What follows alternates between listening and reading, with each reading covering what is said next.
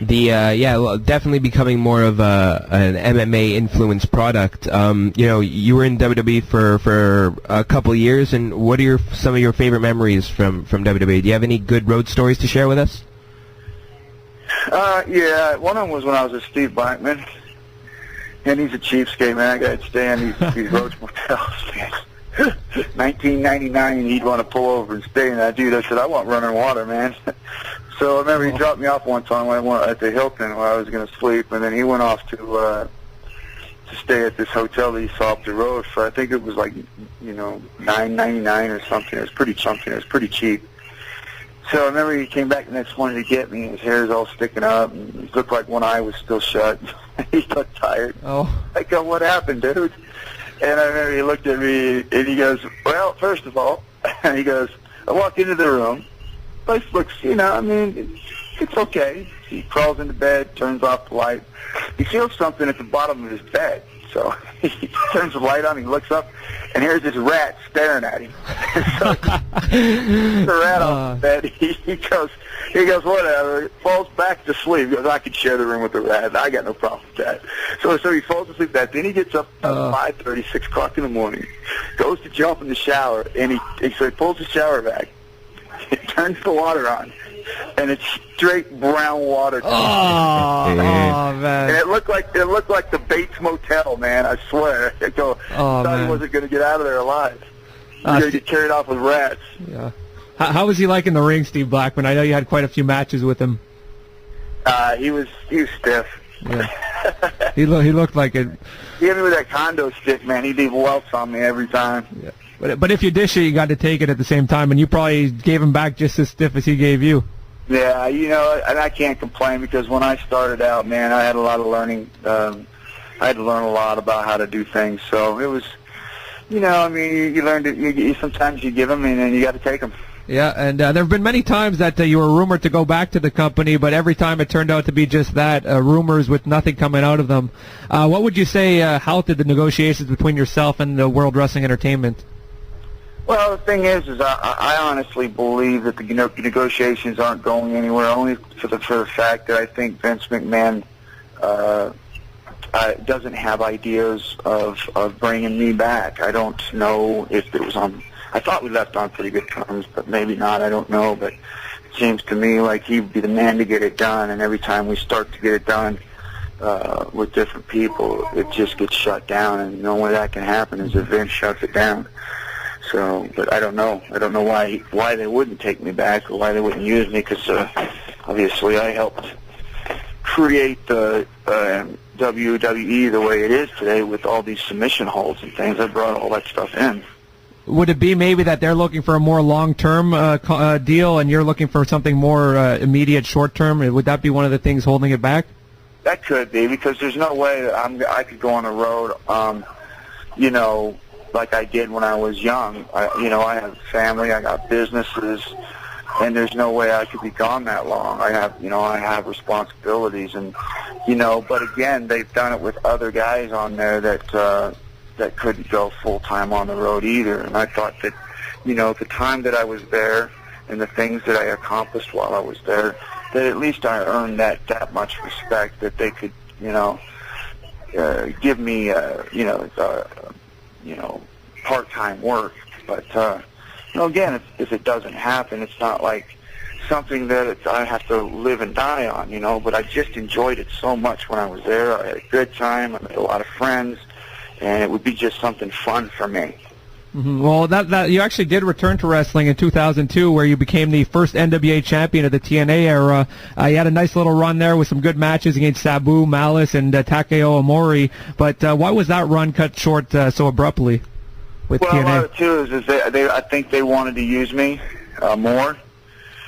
And at that time, I was training for a fight with Tito, and I couldn't give him more time. So I think that ran short on that. So, and that was completely understandable what they were trying to do, and they pulled me aside and talked to me, and it was very, very professional. So. Yeah, and you did return for like 1 or 2 nights in 2004, and then seemingly disappeared again. What was the deal with that? Well, I think it was just kind of a show up just to see, you know, if they wanted to do something. And it was hard again because I was still training for a fight, you know. Mm-hmm. And they just wanted to kind of see where I was at. And, you know, it just right at that particular time, things just weren't going to fit. I couldn't do it. We are speaking with Ken Shamrock here in the main event. And Ken, with a slew of wrestlers having recently made the jump to MMA, are there any that you'd like to see make the jump in the future? And your thoughts on those who have already jumped, such as Brock Lesnar? Well, I think Brock, especially Brock Lesnar, needs to be very, very careful because he's a big star in wrestling.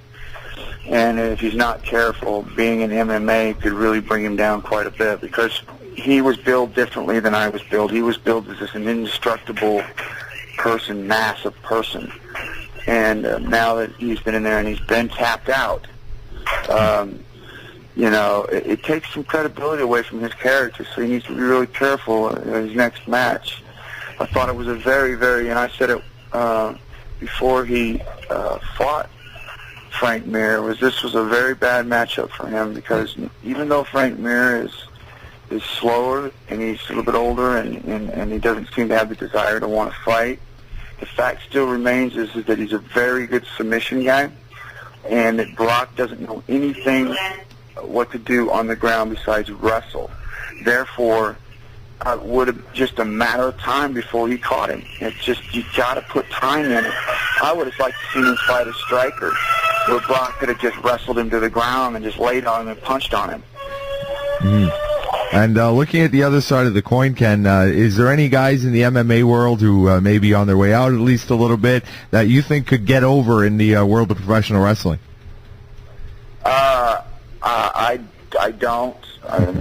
I think that pro wrestling is probably one of the toughest things to achieve in the world because there's so many variables that you have to do. You've got to be able to remember things. You've got to be able to, as you remember, you got to be able to act, you know, in different ways, up or down or sad or cry or excited. You know, there's just so many things that you got to do. You got to be an athlete. You got to be a stuntman. There's just so many things to it. And being a fighter, coming from being a fighter, you don't know how to let people know that you're hurt, let people know that you're being beat up, or let people beat you up and feel good about it. You know, it's just there's too much pride there. So it is a very difficult thing. And the only way you can find out if somebody can really do that is in when they do it. Very true. Selling is obviously the major part for any guy to get over in the world of professional wrestling. And one other thing, here on the show we actually have a segment dedicated to looking at how wrestlers and, for that matter, MMA guys expanding into other medias. And we recently noticed that you have a role in an MMA-themed film entitled Never Submit. What can you tell us about that? And is acting something you like to do more of now that you are doing more training as opposed to in-ring fighting? Yeah, I mean, it's enjoyable to be able to go out and do some acting and then and be able to read for parts and people actually tell me that, hey, you know what, you got it, you know, you know how to get it done. And so it's exciting to be able to hear those things and be able to go read for parts and you know, and do things after fighting. You know, I love fighting and I'm going to continue to fight, but I also understand that, you know, it's got to come to an end sooner or later. So I'm preparing my business for that. I prepare my life for that. So when I get roles in any movies, I read for them, and I got gyms opening across the United States. You know, we just did a grand opening in Scottsdale. That one's open. And, you know, we're rebuilding the one in Reno, and we've got, you know, 3 in Detroit, 1 in Connecticut, 1 in North Carolina, 2 in Vegas.